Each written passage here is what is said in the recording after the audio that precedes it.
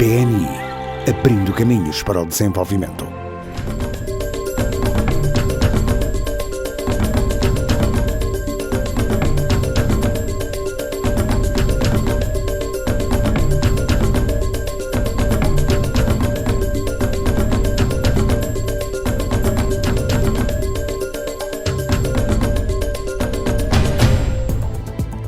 Boa noite, bem-vindo, obrigado por esperar por nós. Cá estamos então para dar início a mais uma edição do Semanário Econômico.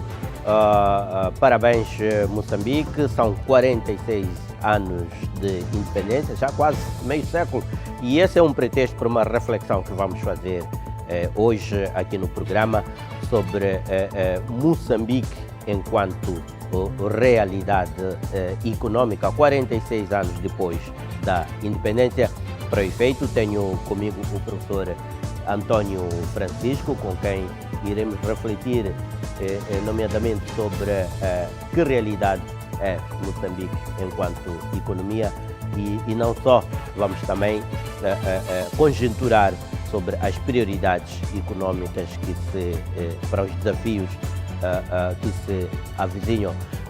Vamos também, no presente programa, continuar a fazer o nosso roteiro sobre o capital humano, aquilo que é muito conhecido como o principal ativo das organizações.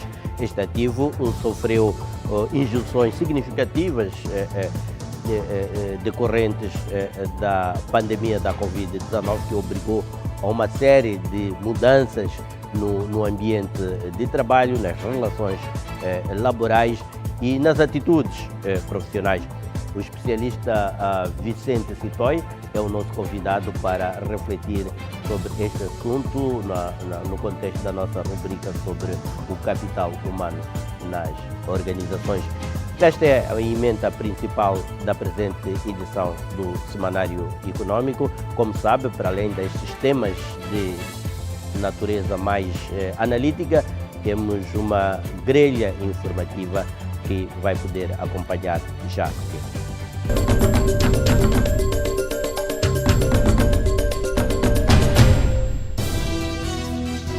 Novo sistema de pagamento de estacionamento rotativo poderá aumentar a arrecadação de receita.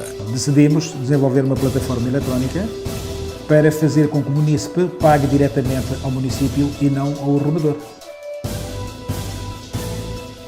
Parque Industrial de Belouiane pretende atrair mais de 200 empresas nos próximos 10 anos.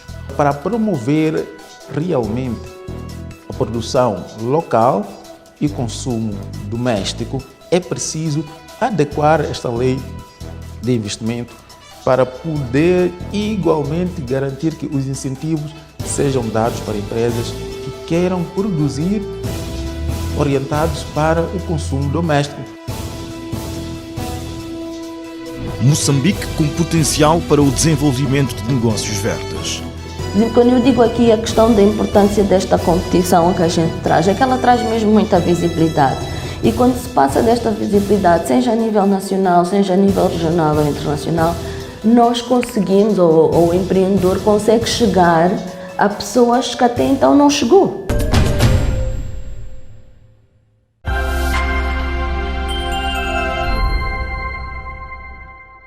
Se nós falamos de industrialização, obviamente nós estamos a dizer que, olha, queremos sair de um cenário que nós todos reconhecemos que ele não está a trazer os resultados que nós queremos, né? Para um cenário novo, onde já temos uma posição ótima como economia, portanto temos uma industrialização que vai trazer benefícios que o país precisa, né? Então aí tem que haver um consenso comum, tem que haver uma visão do país. Como é que nós queremos industrializar o país?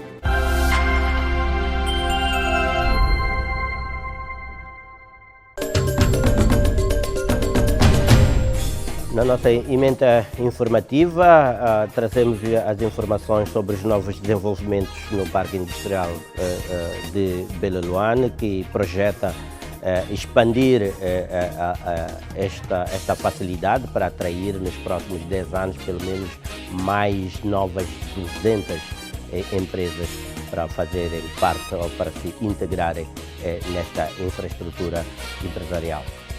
O setor industrial só se pode desenvolver com o provimento de infraestruturas basilares. Nas infraestruturas basilares, nós estamos a falar de energia, de expansão da rede de estradas internas do Parque Industrial de Belouane. É preciso também considerar a distribuição de água dentro do Parque Industrial de Belouane. Então, o Parque Industrial de Belouane também tem uma grande aposta na conectividade, nas tecnologias de comunicação. Em vigor desde o passado dia 10, a cidade de Maputo está neste momento com um novo modelo de estacionamento rotativo, depois da experiência do passado, em que o anterior modelo de cobrança por canhoto, que trazia importantes ineficiências e desvios até na canalização das receitas. As autoridades municipais acreditam que com este novo sistema haverá mais efetividade e mais eficiência na arrecadação das receitas. Por exemplo, para os níveis anteriores de cerca de 3 milhões e 500 mil meticais, com o novo sistema mensal, com o novo sistema, acredita-se que as receitas municipais oriundas do estacionamento rotativo possam ter um crescimento exponencial, ou seja, 6 a 7 vezes superior aos níveis anteriormente cobrados. Nós verificamos que as receitas variavam muito de tempo para tempo. Então, resolvemos fazer alguns testes na Avenida Samora Machel, e quando nós admitimos o pessoal novo a trabalhar pela primeira vez, eles conseguiam trazer uma receita diária 1.500, 1.600 e 1.700 meticais às vezes. Mas ao fim de um mês, 2 meses, a mesma pessoa já não conseguia trazer uma receita superior a 300 meticais, 200, 300 meticais. Há um banco em Moçambique que abre caminho para o desenvolvimento do país. Ajuda Moçambique a andar para a frente, construindo as ligações para o futuro. Respeita o potencial dos recursos naturais, colocando-os ao serviço dos moçambicanos. Pulsa com a energia da nossa terra, fazendo-a crescer com mais eficiência. Semeia a esperança, preparando um futuro próspero. Promove a inovação, dinamizando a economia e criando novas oportunidades de negócio. BNI é o banco que faltava. É o banco que faz a diferença. BNI, milhões de braços, uma só força.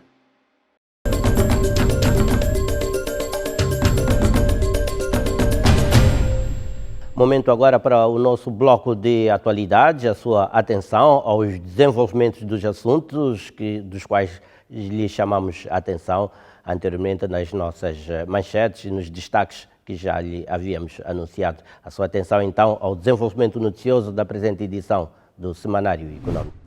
O Banco de Moçambique surpreendeu meio mundo esta semana ao comunicar às instituições que participam do mercado cambial interbancário da interdição com efeitos imediatos da participação do Standard Bank de todas as atividades do mercado cambial. A informação não fundamenta as motivações do Banco de Moçambique e nem indica por quanto tempo o Standard Bank fica suspenso do mercado cambial. Todavia, a conjuntura do setor financeiro, caracterizado particularmente pela volatilidade cambial recente, indicia que, sob o crivo do Banco de Moçambique, o Standard Bank possa ter algo a ver com esse evento que causou danos financeiros significativos ao mercado de uma forma geral. Em reação, o Standard Bank assegura que vai envidar todos os esforços para a clarificação e resolução do assunto. E reitera a sua habitual confiança em continuar a prestar serviços de excelência e de elevada qualidade, norteado pelos seus valores que são guiados pelos princípios de ética, integridade, transparência, profissionalismo e alto sentido de responsabilidade. O presidente do Conselho de Administração, Tomás Salomão, informou que, de momento, o Standard Bank está a interagir com a Autoridade Monetária Nacional para obter mais detalhes, de modo a melhor se aconselhar e proteger os interesses dos seus clientes e parceiros de negócios. Seja qual for o desfecho desta situação, Um dado adquirido é, certamente, o dano reputacional sobre esta marca global presente no nosso mercado desde 1824, portanto, há 127 anos. O Econômico está a seguir o evento de perto, reunindo um conjunto de informações que possam ser úteis, quer na compreensão da medida do Banco de Moçambique, quer nos possíveis impactos para a instituição visada, o Standard Bank, quer ainda para o mercado financeiro de uma forma geral e, eventualmente, para a economia no seu todo.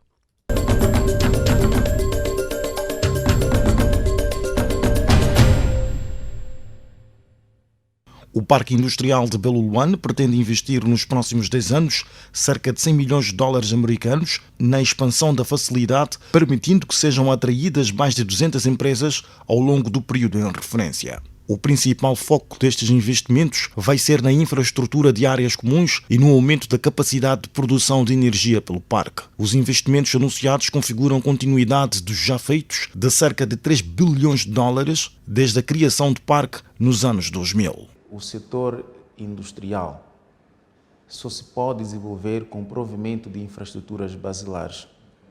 Nas infraestruturas basilares, nós estamos a falar de energia. Uma energia que tenha qualidade e em quantidade suficiente, porque o setor industrial é um dos setores mais consumidores de energia. Então, nós como parque vamos naturalmente criar um grande foco para este setor. Mas além de energia, estamos a falar de expansão da rede de estradas internas do Parque Industrial de Beluluane. É preciso garantir que os investidores que se juntam ao Parque Industrial de Beluluane tenham todas as infraestruturas basilares, incluindo as vias de acesso até as áreas onde eles vão estar a colocar as fábricas. É preciso também considerar a distribuição de água dentro do Parque Industrial de Beluluane. É preciso considerar, conforme todos nós estamos a ver agora, com o impacto da Covid-19, as tecnologias de comunicação. Nós vamos também entrar com uma componente extremamente forte naquilo que tange a vertente de comunicação. A Covid-19 veio nos colocar este desafio de que é preciso cada vez mais estarmos preparados do ponto de vista de tecnologias. Hoje em dia é muito comum fazer reuniões virtuais e fazer outro tipo de interações de negócios por meio desta interação virtual. O que significa que este meio, mesmo a Covid ter o seu término ou abrandar a níveis mais baixos possíveis, este meio vai ser contínuo. Então o Parque Industrial de Beluluane também tem uma grande aposta na conectividade, nas tecnologias de comunicação. Diversificando o portfólio de empresas existentes no parque, está prevista a atração de empresas do ramo do agronegócio e da produção de alimentos, inserida nos esforços visando a redução de importações de bens de primeira necessidade no país. Atualmente, das 41 empresas instaladas no parque, apenas uma é do ramo de agronegócio. Outro ramo-alvo do parque, nos próximos tempos, é o da construção civil, na perspectiva de suprir as necessidades internas e reduzir a importação de cimento pelo país, que em 2019 foi de cerca de 84,95 milhões de dólares. As condições que levam à aprovação de um projeto para operar em regime de zona franca têm que ser revisto. A questão de produção local e exportação é preciso adequar um bocadinho ao contexto atual. Mas aqui há uma questão para aquelas empresas que operam orientadas para o mercado doméstico, porque o que eu mencionei agora é mais para a exportação. Então nós achamos que para as empresas que operam para o mercado doméstico tem que haver também outros incentivos para além daqueles que estão plasmados na classe K. Por quê? Porque nós sabemos a realidade industrial moçambicana é ainda incipiente e depende em grande medida das importações mesmo daqui da vizinha África do Sul, entre outros cantos do mundo.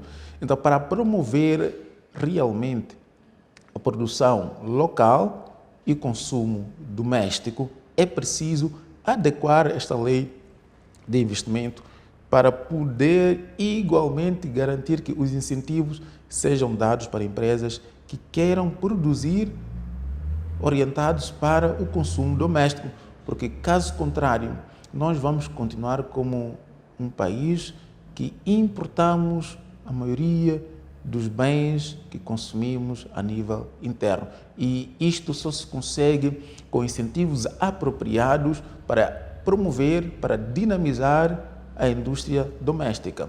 É este o nosso pensamento. Há bons incentivos, não há sombra de dúvidas nisso, mas conforme a lei nos remete 93, é preciso olhar, passado tantos anos assim, o que é que pode ser feito para que efetivamente possamos ter incentivos à altura de competir, não apenas internamente como um país, mas competir de forma regional, continental e, por que não, global. Então, este é o nosso pensamento. Num olhar sobre os incentivos que podem contribuir para o desenvolvimento e diversificação do parque, Honório Manuel considera pertinente uma revisão da Lei de Investimentos de 1993, por forma a atualizá-la ao contexto atual da economia e permitir que empresas que produzem para o mercado interno também tenham benefícios. O que nós queremos dinamizar nos próximos 10 anos é a indústria alimentar. Queremos cortar a cadeia de importação que acontece a partir de outros países, incluindo a vizinha África do Sul. Então, o setor de produção alimentar será uma grande aposta e vai constituir naturalmente um grande desafio para podermos conseguir esta meta, mas estamos empenhados para que o setor de processamento alimentar seja um dos principais para os próximos 10 anos. Mas também temos o setor de materiais de construção. O Parque Industrial de Beloano conseguiu consolidar nos últimos anos este setor através das empresas de produção de cimento. Nós atualmente contamos com 3 fábricas de produção de cimento dentro do parque. A terceira fábrica vai dedicar-se para a exportação e as outras 2 vão vocacionar-se para o mercado doméstico. É nossa grande aposta dinamizar as áreas adjacentes. Estou a falar varão de construção. Temos uma fábrica em construção que vai produzir este varão de construção para complementar o cimento que nós temos. Mas também, como devem saber, nós temos aqui o grande projeto, a Mosal. A Mosal é a segunda maior fundição de alumínio da África. Ela produz alumínio. E nós sabemos o que é que deriva de alumínio. Derivam janelas de alumínio, derivam portas, entre outros tipos de produtos. Então, queremos tentar, nos próximos anos, garantir a área ajusante, a área downstream do alumínio, garantir que o alumínio possa igualmente ser processado em produtos finais, especificamente na área de construção.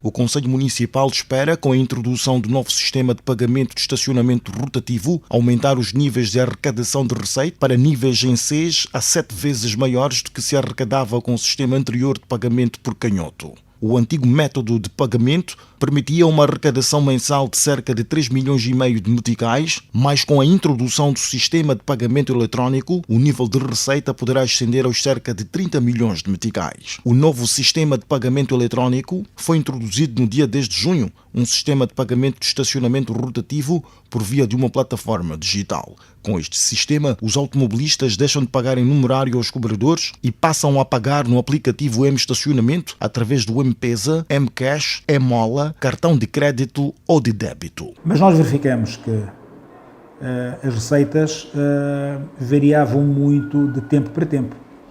Então, resolvemos fazer alguns testes na Avenida Samora Machel e quando nós admitimos o pessoal novo a trabalhar pela primeira vez, eles conseguiam trazer uma receita diária 1.500, 1.600 e 1.700 meticais às vezes.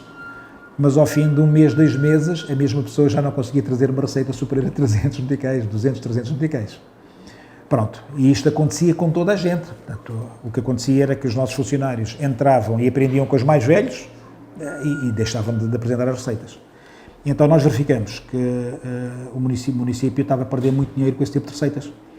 E para evitar isso, decidimos que a forma mais correta seria não haver pessoas a receberem dinheiros em numerário.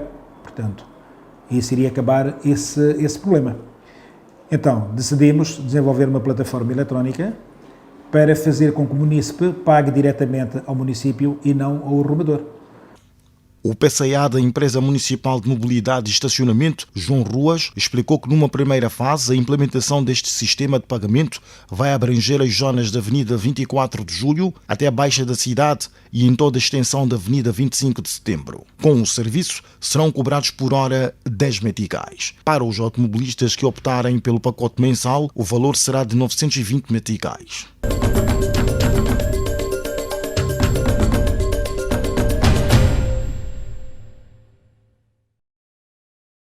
As preocupações com a preservação do meio ambiente estão a conduzir ao surgimento de ideias de negócios que tenham como principal aspecto a sustentabilidade ambiental. Moçambique destacou-se a nível internacional no segmento dos negócios amigos do ambiente, quando em 2019, entre mais de 2.600 projetos de 53 países, a Susamat, um negócio social que pesquisa, produz, comercializa e distribui soluções sustentáveis de saneamento, esteve entre as 16 melhores do mundo e no top 3 africano.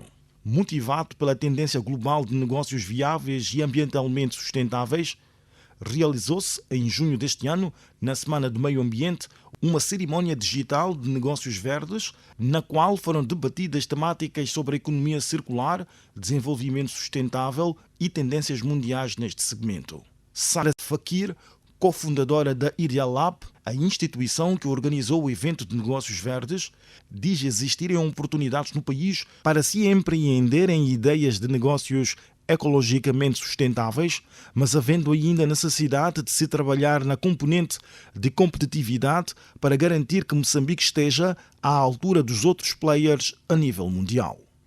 Motiva-me muito ver negócios realmente inovadores, não é?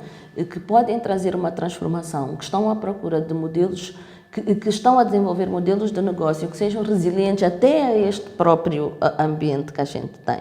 E mais cedo ou mais tarde, quando eu digo aqui a questão da importância desta competição que a gente traz, é que ela traz mesmo muita visibilidade. E quando se passa desta visibilidade, seja a nível nacional, seja a nível regional ou internacional, nós conseguimos, ou o empreendedor consegue chegar a pessoas que até então não chegou, não é? E fazer mostrar essa sua solução e a partir daí desenvolvê-la, conseguir encontrar os clientes que precisa para viabilizar a situação, não é? Então, estas iniciativas acabam por ser importantes para criar essa resiliência, né? Para criar uma estrutura, uma rede de apoio e de suporte para que estes negócios sejam mais resilientes e consigam vingar. Se tu tens essa oportunidade, não é? Tem espaço para fazer. E eu acho que tu podes concordar comigo. Quando a gente olha à volta, o que é que nós temos? Problema. O que é que nós temos? Oportunidade. Ok? Então, o que não nos falta são oportunidades.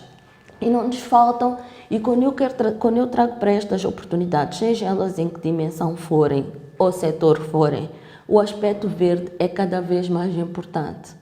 A Conferência Digital de Negócios Verdes, Moss Green, tinha como objetivo fortalecer as empresas e seus empreendedores, dando-lhes visibilidade e contribuindo para a construção de um ecossistema de pessoas e organizações que apoiam o empreendedorismo verde.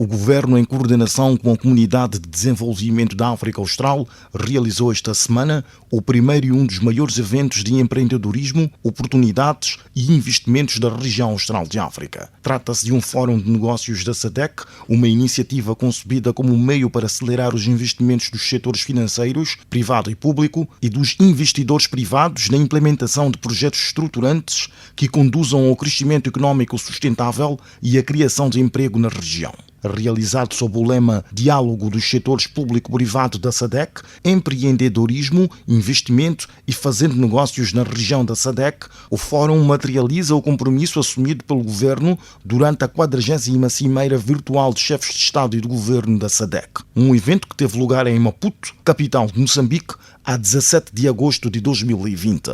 Dirigido aos 16 Estados-membros da SADC e ao setor empresarial no geral, o Fórum privilegiou projetos e fundos de investimentos, dinamização do ecossistema empresarial regional e clusters económicos de agronegócios, indústria, turismo, logística, corredores e infraestruturas, incluindo as tecnologias de informação e comunicação e energia. Num contexto em que a economia da região continua a ser condicionada pela escassez de recursos financeiros e investimentos em setores impulsionadores de crescimento, a iniciativa emerge como uma plataforma regional e global de negócios, envolvendo a participação ativa e a parceria de países e blocos regionais e organizações multilaterais e de desenvolvimento, com foco nas áreas de industrialização, investimentos, sustentabilidade e o ambiente de negócio.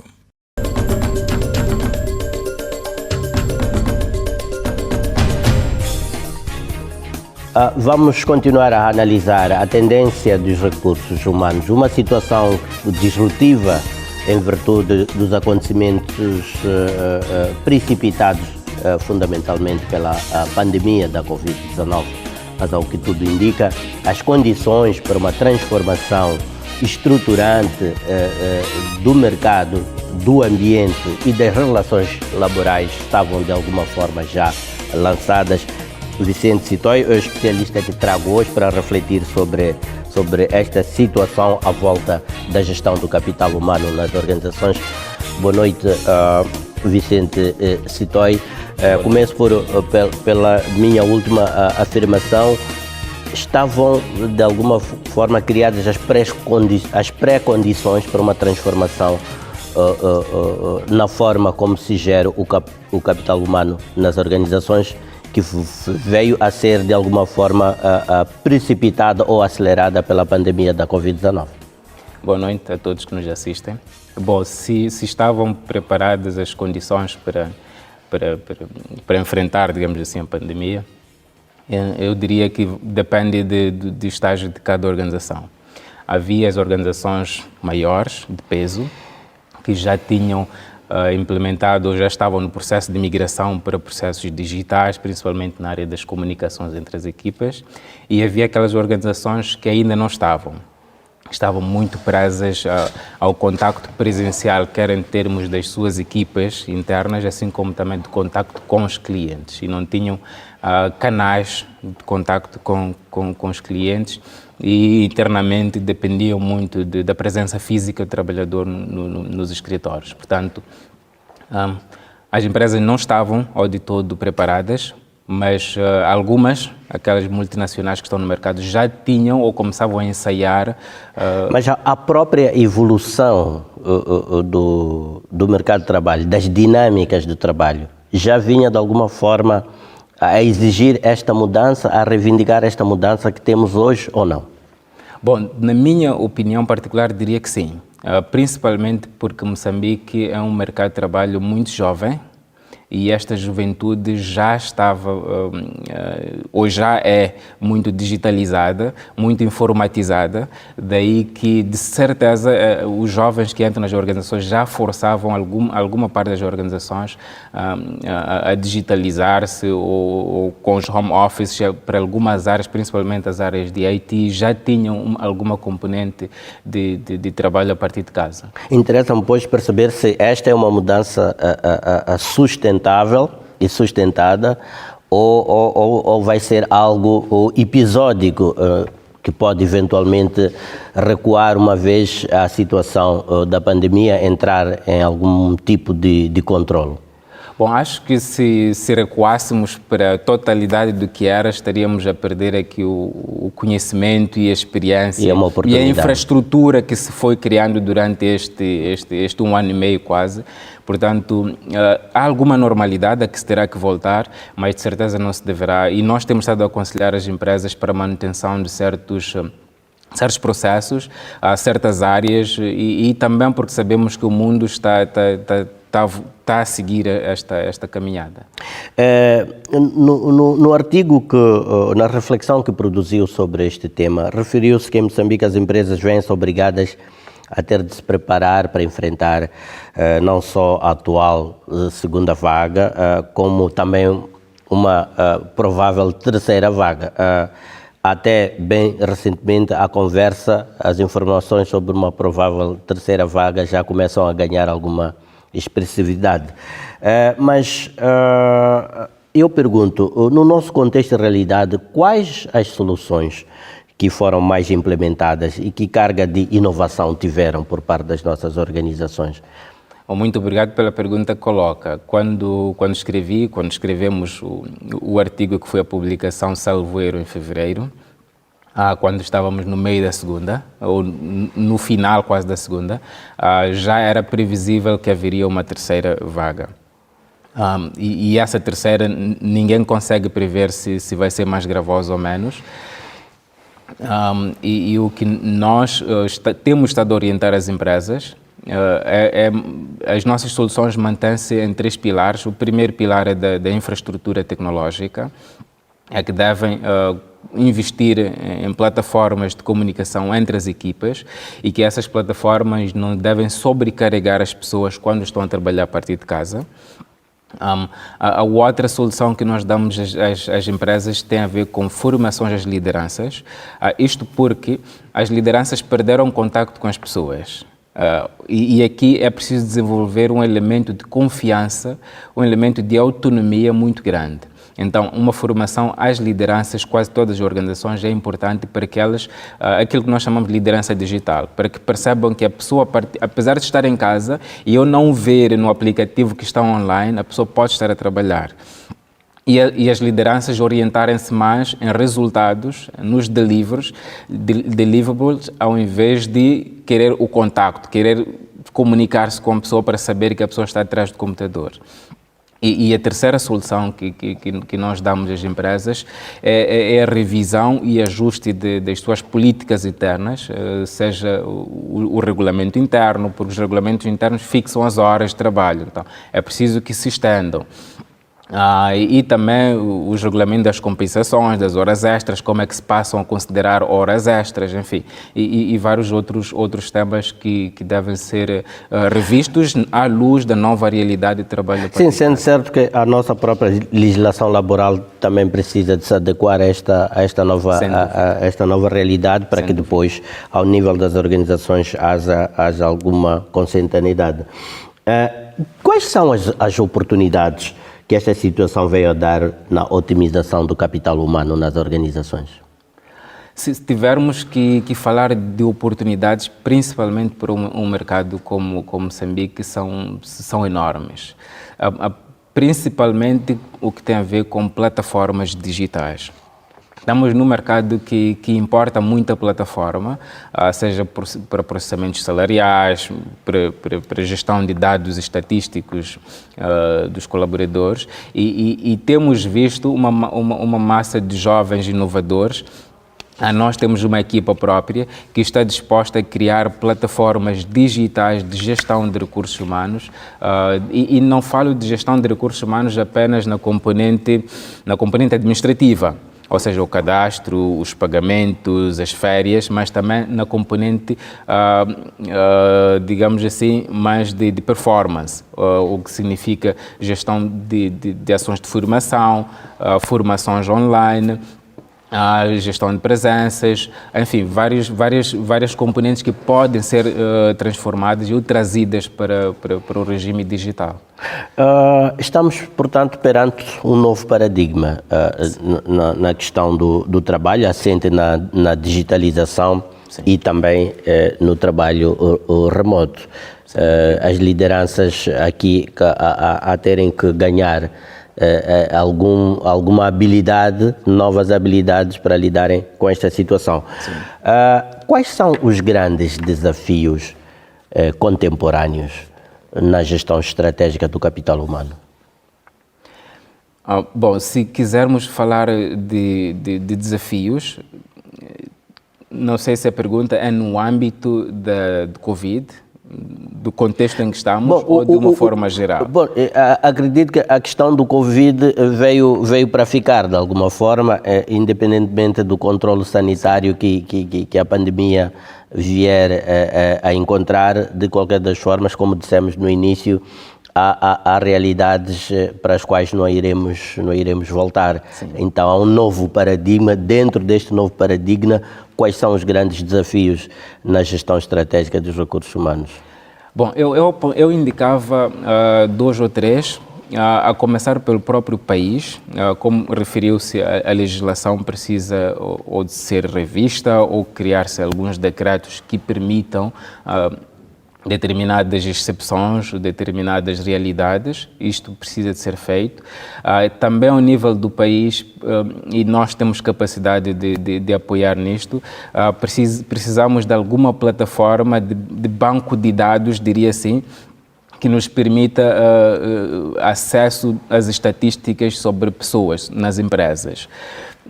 Por exemplo, se um gestor sénior, que tenha naturalmente o acesso para receber essa informação, quer saber quantas pessoas perderam os empregos no ano passado. Esta informação nós não temos. É verdade que as autoridades dizem alguns números, o Instituto Nacional de Estatística diz outros, as empresas dizem outros números, portanto não conseguimos ter uma base de dados fiável, que seja nacional. Não digo fiável, porque todas as outras sempre dão algum grau de fiabilidade. Mas abrangência, talvez? Mas sim, exatamente. Nós não temos isso organizado. Este é o desafio do país. Conseguir uma plataforma que nos dê estatísticas, porque hoje em dia sabemos que o que funciona nas organizações são números, são estatísticas, dados. E ao nível das empresas, este mesmo desafio permanece. Como é que o gestor, por exemplo, o PCA de uma organização, se ele quiser saber quantos trabalhadores eu tenho de férias hoje, quantos colaboradores estão ausentes na organização, como é que ele fica a saber? Tem que pegar um telefone, fazer uma chamada, o RH vai entrar nas planilhas de Excel, fazer os filtros e depois, a ser à tarde, quando o PCA vai saber quantas pessoas estão de férias. Então, com a digitalização não era preciso este caminho, em 1 minuto, 2 minutos, qualquer pessoa, naturalmente com os devidos acessos, tem acesso a dados estatísticos das organizações. Portanto, este é o maior desafio que eu deixava para as organizações. A questão da digitalização. A digitalização e organização das estatísticas, a organização dos números. Principalmente números que têm a ver com pessoas, não números que têm a ver com negócio, porque esses números eu sei que... Ao nível do próprio indivíduo, ao nível do próprio profissional, que desafios específicos é que ele passa a enfrentar neste momento em que passa por uma nova realidade de trabalho, uma nova forma de estar no trabalho? Sim. Bom, é uma pergunta muito importante e que nos leva a uma reflexão mais individual, mais pessoal. O que nós temos estado a ver é que o mercado tem oferecido oportunidades novas, novos desafios, mas a competitividade é muito alta no mercado moçambicano. É muito raro e procura-se muito especialistas de determinadas áreas e não se encontra no mercado. Então, o que eu deixava como desafio é as pessoas procurarem se especializar em determinadas áreas neste momento da pandemia, porque, mais uma vez, quando a situação estiver controlada, nós vamos precisar muito de especialistas e menos de generalistas. Muito bem. Obrigado, Vicente Citoi, por partilhar aqui as suas ideias relativamente à tendência que o capital humano vem estando a apresentar no nosso contexto e não só, e até uma próxima oportunidade. Muito obrigado, até a próxima. Ficamos por aqui, momento agora para mais um curto intervalo, voltamos logo a seguir. Há um banco em Moçambique que abre caminho para o desenvolvimento do país. Ajuda Moçambique a andar para a frente, construindo as ligações para o futuro. Respeita o potencial dos recursos naturais, colocando-os ao serviço dos moçambicanos. Pulsa com a energia da nossa terra, fazendo-a crescer com mais eficiência. Semeia a esperança, preparando um futuro próspero. Promove a inovação, dinamizando a economia e criando novas oportunidades de negócio. BNI é o banco que faltava. É o banco que faz a diferença. BNI, milhões de braços, uma só força.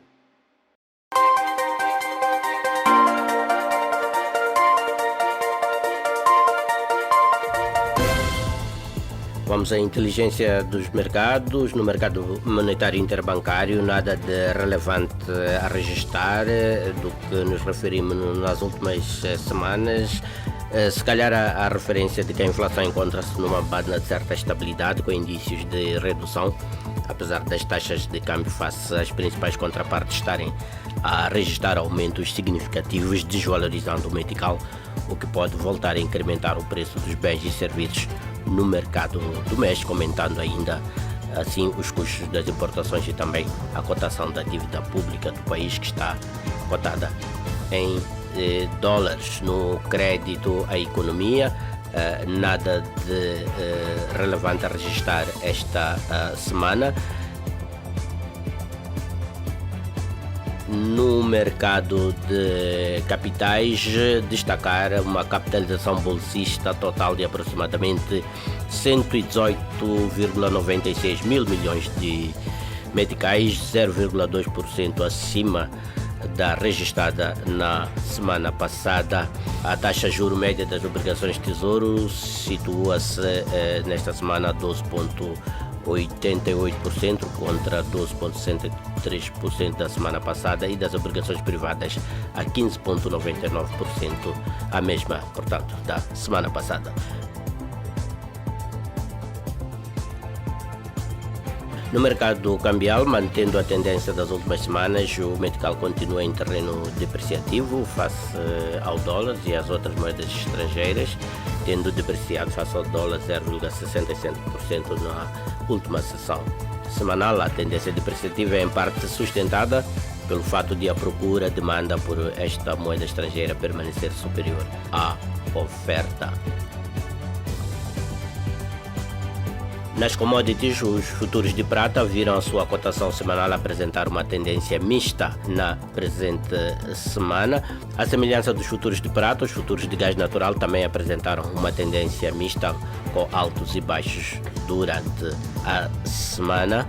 A tendência registrada para ambas as commodities deve-se essencialmente à consolidação semanal do dólar americano, numa perspectiva de apreciação do mesmo face às suas principais contrapartes, numa semana marcada por vários discursos dos membros do Comitê Federal do Mercado Aberto, bem como dos depoimentos do Sr. Powell, presidente da Reserva Federal dos Estados Unidos. Relativamente ao ouro, a sinalização do Fed que pode começar a subir as taxas de juros até 2023 mais cedo do que o previsto é uma má notícia para o ouro. Enquanto o ouro é uma proteção contra a inflação, um aumento da taxa pelo Fed tira o brilho do investimento neste metal, uma vez que um posicionamento mais reservado em relação à política monetária contém o nível de inflação indesejada e estimula a valorização do dólar. O ouro foi severamente atingido pelo dólar americano mais forte e pelos rendimentos do Tesouro, após a indicação de uma possível virada de um posicionamento expansionista para contracionista por parte da Reserva Federal dos Estados Unidos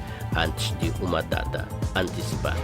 No petróleo, o atraso no acordo nuclear com o Irão ajuda na apreciação do petróleo. Os preços do petróleo subiram novamente após uma pequena pausa devido às negociações para reviver o acordo nuclear com o Irão, o que poderá atrasar a retomada das exportações. Os preços do petróleo têm estado em alta recentemente, em meio às projeções de um dos maiores períodos de demanda de verão por combustível nos Estados Unidos, devido à reabertura total do país após os bloqueios devido à Covid-19.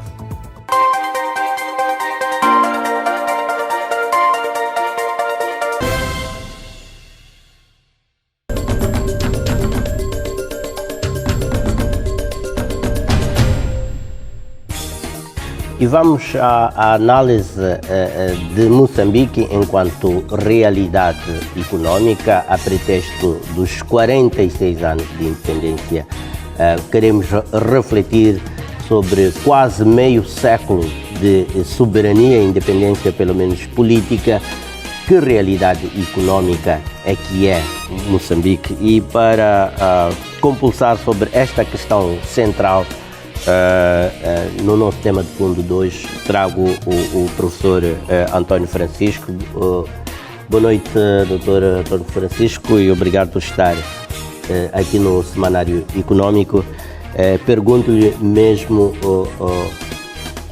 pela questão final que coloquei na introdução desta nossa conversa. Quase meio século, 46 anos de independência. o que é que podemos apresentar Moçambique enquanto uma realidade econômica? Muito obrigado pelo convite. Bem, realmente nós estamos próximos dos 50 anos. Na realidade, se considerarmos não só a independência, mas o período de transição, em 2024 completa-se o fim da ambição colonial de manter a sua ocupação. O que é que podemos dizer que representou este meio século, na realidade é meio século?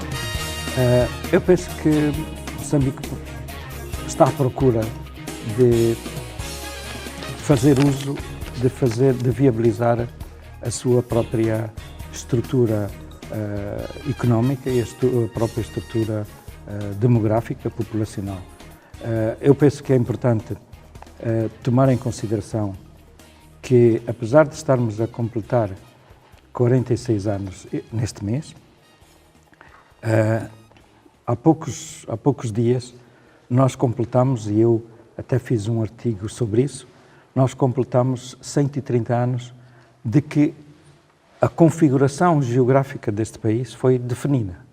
Portanto, quando Moçambique fica independente, tinha por trás de si 84 anos de configuração deste território de cerca de 800 mil km², com uma população que na altura, em 1891, tinha pouco menos de 4 milhões de habitantes. Portanto, o território que nós hoje temos com esta configuração que parece um Y, que tem uma parte de norte relativamente grande, o centro e o sul, foi definida 84 anos antes da independência. Isso o que é que significa? Significa que, para além do aspecto do Estado, da administração que tinha sido constituída, havia recursos, havia uma população que, por altura da independência, tinha cerca de 10 milhões de habitantes, uma população com uma característica bastante precária, com um elevado nível de analfabetismo, com uma esperança de vida bastante baixa, portanto, uma economia subdesenvolvida. E essa era a situação da economia na altura da independência, mas do lado, vá lá, dinâmico de uma economia de mercado, ela estava a estruturar-se como tal. Era uma economia que tinha alguns processos de dinamismo, de integração da população que vivia de subsistência no mercado mais modernizado, com infraestruturas, com ligações à economia internacional. Claro que a economia colonial foi muito orientada para gerar produtos que serviam, alimentavam uma indústria que ficava na metrópole colonial. Tinha, na altura, Moçambique era o primeiro produtor de caju, tinha o maior palmar no mundo em termos de extensão, na Zambésia, tinha um conjunto de regiões de desenvolvimento agrícola, como o Chocó, como várias regiões na zona de Tete, de diferentes áreas. A própria Zambésia era considerada a província mais rica, e não era por causa dos minerais, não era por causa das pedras preciosas que já estava a explorar, era por causa da empresa comercial e das produções que tinha a realizar. Então, nessa altura, Moçambique estava a estruturar uma economia de mercado que foi bastante dominada por um Estado colonial que dirigia o processo económico. Nesse sentido, aquela primeira década veio criar uma experiência, que no fundo foi uma experiência que, a certa altura, começamos a perceber que realmente ela não iria fazer o aproveitamento das capacidades da população e desenvolvê-la numa integração com a economia internacional. Portanto, quando Moçambique, ao fim de 10 anos, está numa situação bastante crítica, tanto por causa da guerra, mas também as políticas não estavam a fazer a exploração dos recursos produtivos da sociedade. E foi aí que eu penso que surge a reforma, surge em 1990 a mudança da Constituição, que eu penso que foi uma mudança importante na medida em que abre campo para se passar, para o Estado poder desempenhar um papel mais regulador, mais dinamizador da dinâmica pública e começar a dar liberdade à atividade económica da própria população e das próprias famílias e das empresas. Portanto, o setor privado passa a ter um papel mais dinâmico. Claro que essa liberalização surge num contexto já não de Guerra Fria, de dinamismo internacional, e eu penso que Moçambique começou a procurar integrar-se na economia internacional, uma economia predominantemente capitalista, e eu acho que o programa que se estabelece em 87, com o plano de reabilitação económica, foi para reverter a tendência negativa em que Moçambique estava a caminhar e dinamizar uma economia de mercado que desse maior aproveitamento da economia nacional. Professor, olhando para estes marcos que apontou até a presente data, há um período inicial de uma economia centralizada, basicamente partindo do período da independência até 1986, 87, mais ou menos, quando há a liberalização da economia. De 87 para cá, estamos num contexto de uma economia de mercado, de uma economia liberal. Pergunto-lhe, Moçambique já tem um modelo econômico próprio? Bem, a primeira correção que eu acho que devemos fazer, na minha perspectiva, é que nós não estamos numa economia liberal. Nós utilizamos a liberalização para dinamizar dinâmicas do mercado. Mas aqui foi uma utilização do liberalismo pelo intervencionismo do Estado. Ou seja, o Estado, que era o motor e que era o centro e que achava que devia ser o que iria providenciar toda a atividade económica, centralizava as principais empresas, centralizava a educação, a saúde. Lembre-se que um mês depois da independência foi nacionalizada a terra, foi nacionalizada a educação, a saúde, as profissões liberais, inclusivamente as funerárias, os agrimensores. Portanto, houve uma nacionalização generalizada, radical e completa. A liberalização veio permitir dinamizar atividades, mas a terra continuou como propriedade do Estado, só há um proprietário em termos de legalidade, é permitido o direito de uso e aproveitamento, mas as comunidades e o indivíduo não é proprietário. Portanto, o que eu acho que aconteceu aqui foi uma liberalização, eu diria que de uma forma um bocado sarcástica. A liberalização funcionou como o Viagra do intervencionismo do Estado. Ou seja, utiliza-se a liberalização para dinamizar o intervencionismo do Estado e não para dar liberdade económica ao cidadão.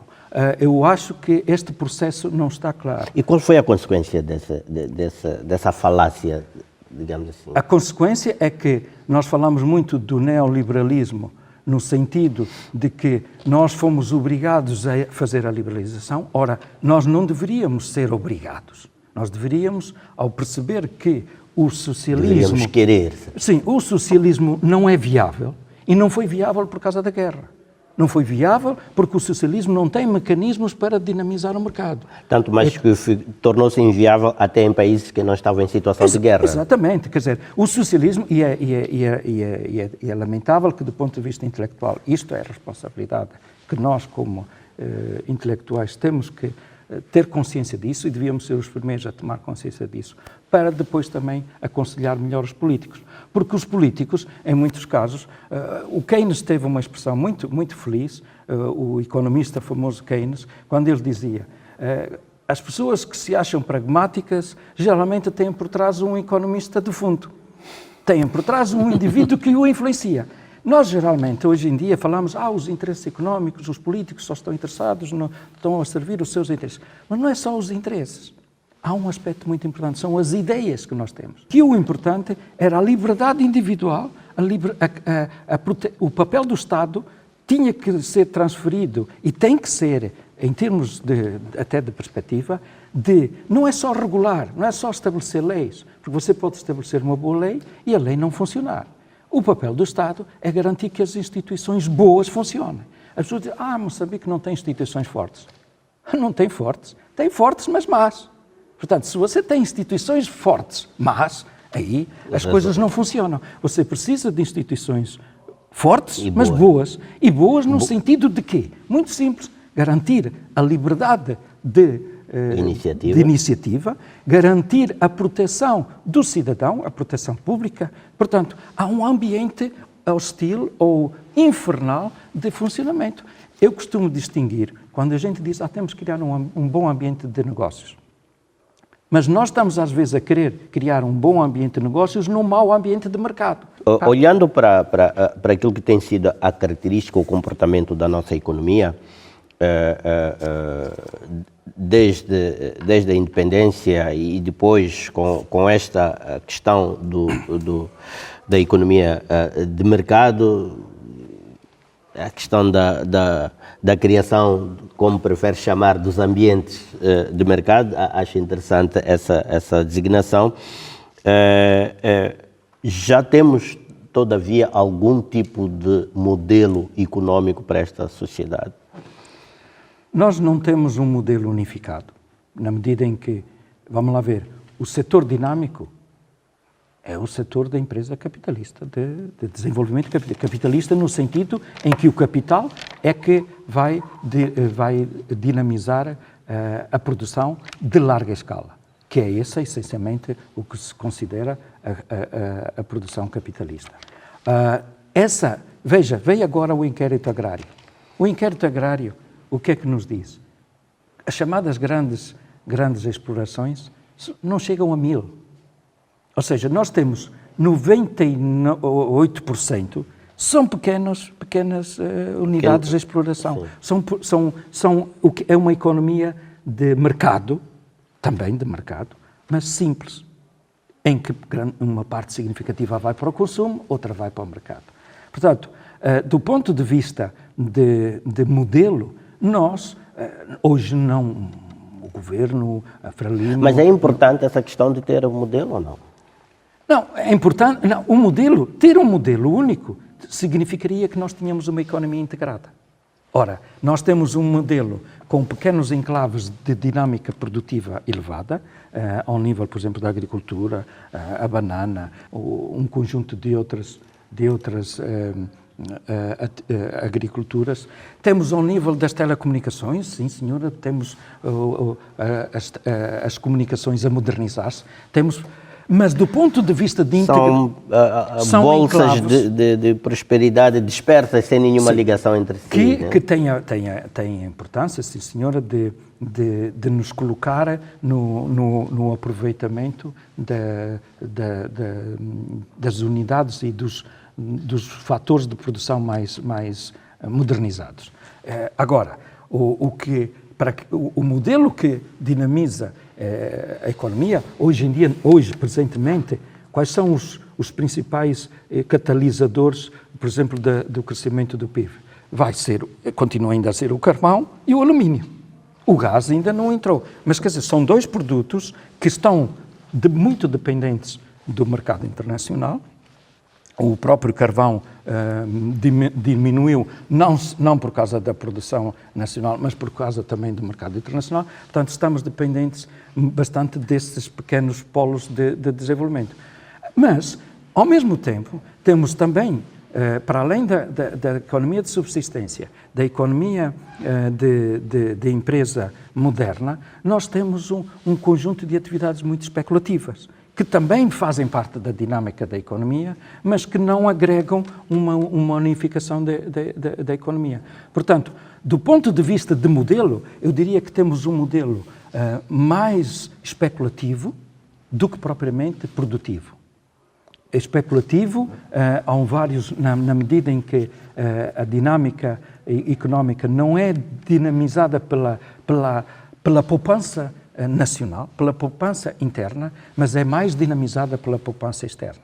Há muita poupança a nível internacional, mas há muita escassez a nível interno. E Moçambique herdou na independência uma situação deficitária, tinha uma poupança negativa, consumia mais do que produzia e, depois da independência, manteve esse comportamento durante 40 anos.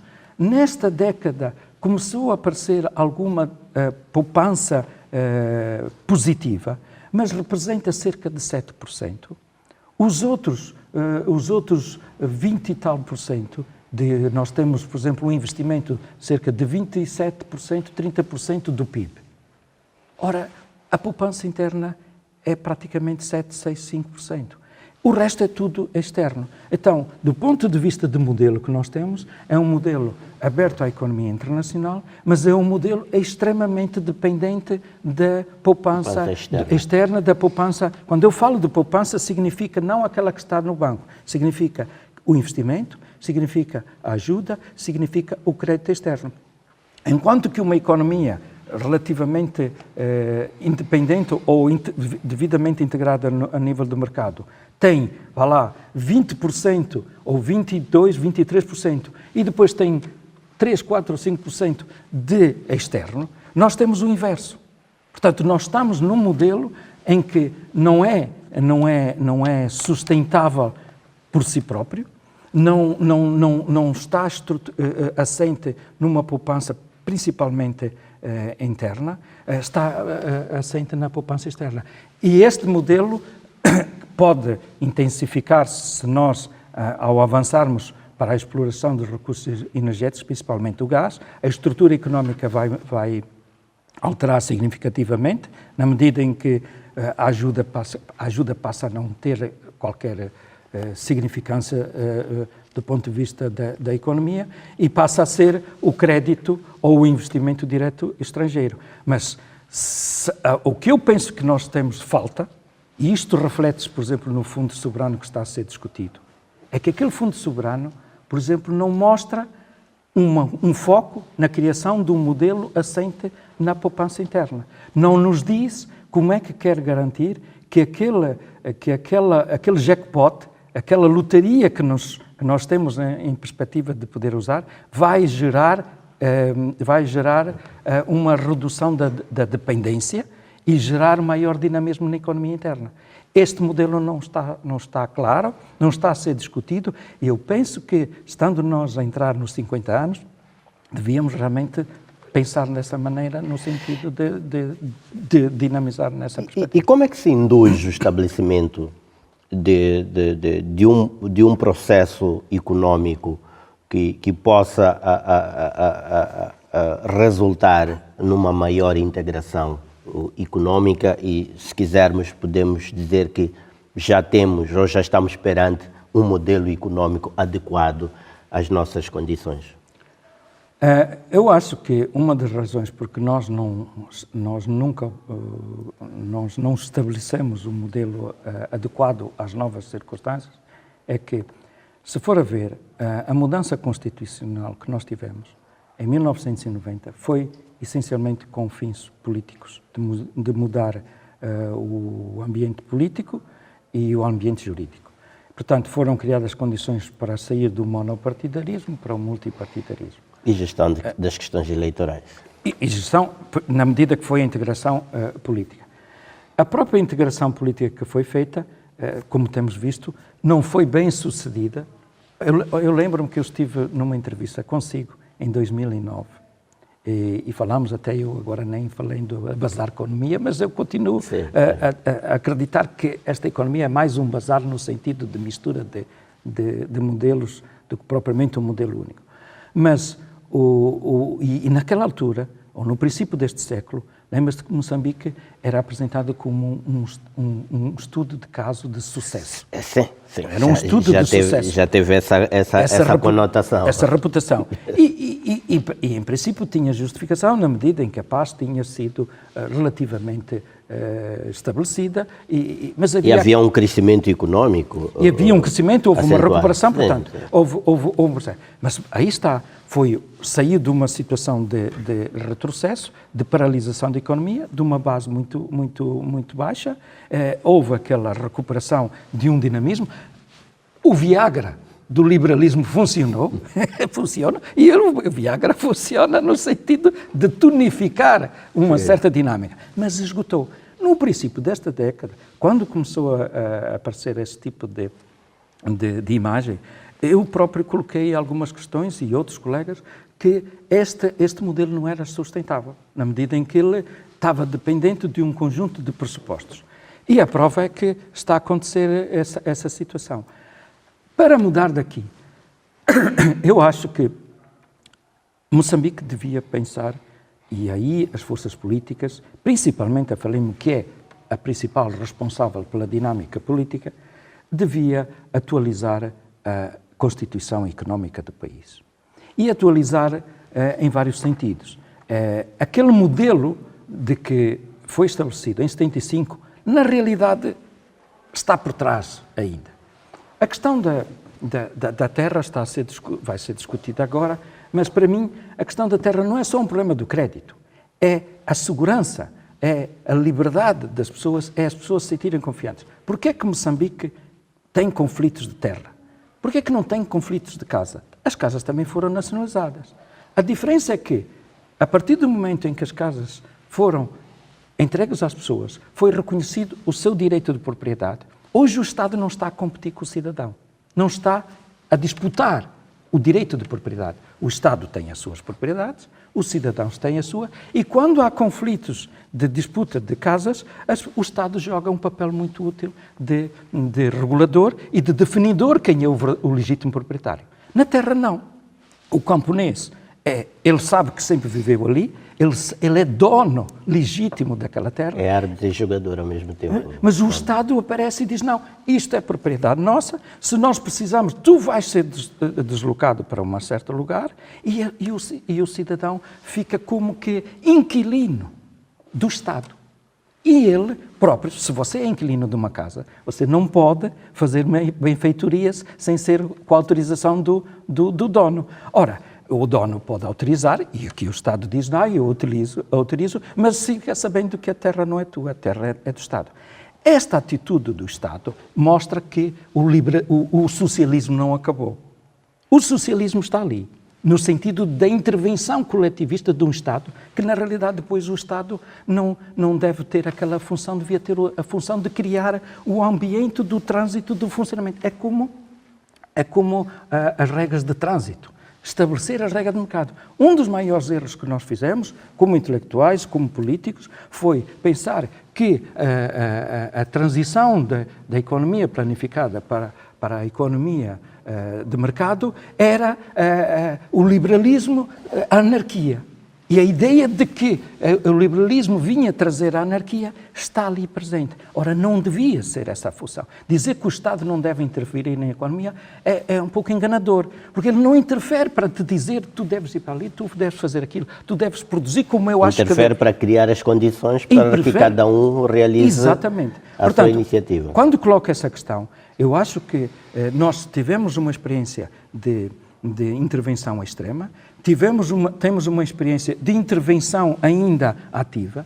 Eu penso que o papel que o Estado pode desempenhar, e aqui a sociedade civil, é criar as condições para que o mercado funcione para que se crie realmente um bom ambiente de mercado, para que se crie um bom ambiente de negócios e para que o desenvolvimento das capacidades seja desenvolvido. Um Estado mais facilitador. Dinamizador. Porque, vamos lá ver, nós temos, por exemplo, veja, o caso da China. O caso da China é um Estado autoritário, mas o Estado chinês tem um papel desenvolvimentista. Nós não estamos a ter um papel desenvolvimentista.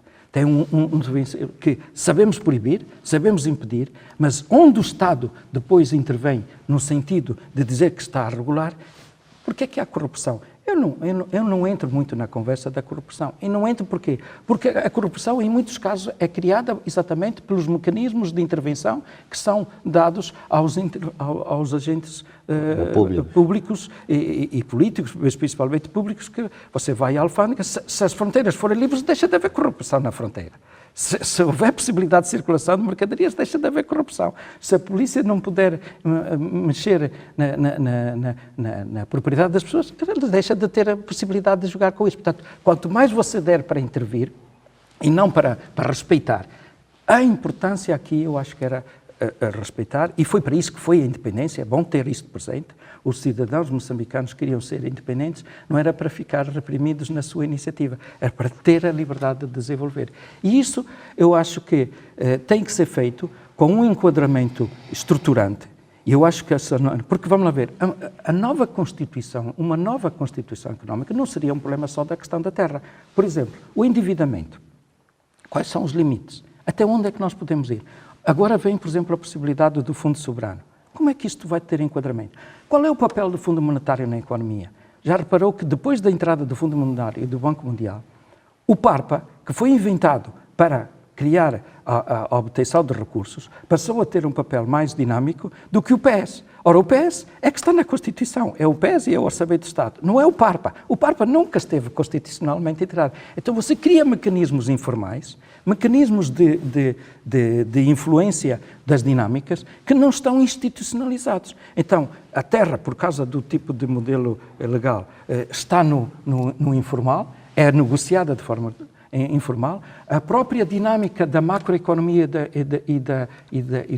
das dinâmicas nacionais também são feitas de forma, muitas vezes, não devidamente enquadradas, e eu acho que nós vamos ter que caminhar para um momento em que a própria revisão da Constituição, nos seus aspectos globais, tem que ser atualizada para lhe dar este enquadramento de permitir que as definições económicas sejam no sentido de serem inclusivas, não?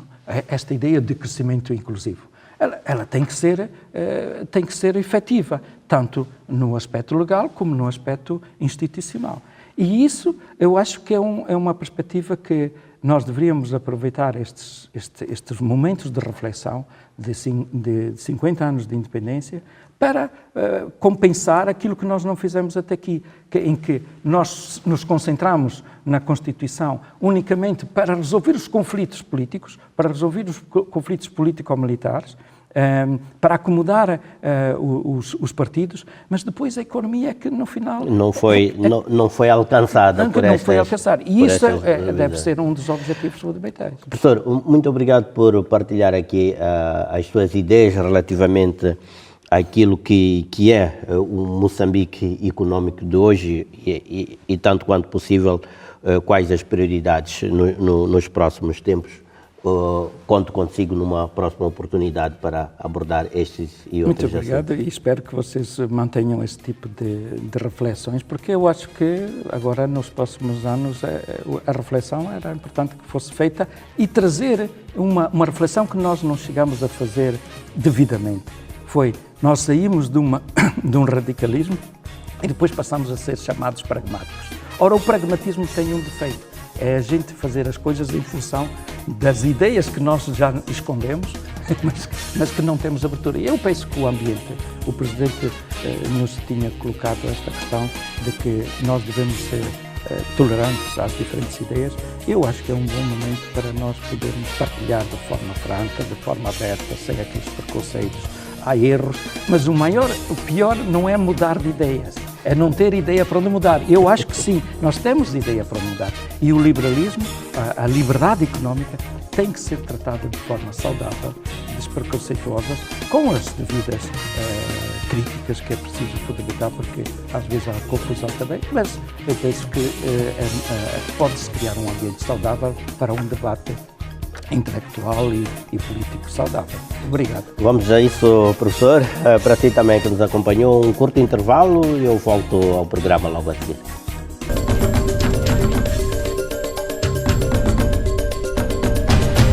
Há um banco em Moçambique que abre caminho para o desenvolvimento do país. Ajuda Moçambique a andar para a frente, construindo as ligações para o futuro. Respeita o potencial dos recursos naturais, colocando-os ao serviço dos moçambicanos. Pulsa com a energia da nossa terra, fazendo-a crescer com mais eficiência. Semeia a esperança, preparando um futuro próspero. Promove a inovação, dinamizando a economia e criando novas oportunidades de negócio.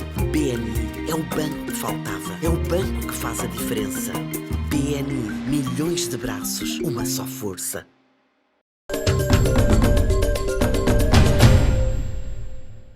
Momentos finais da presente edição do Semanário Econômico, tempo ainda para lhe deixarmos com o resumo daquilo que foram as incidências desta edição.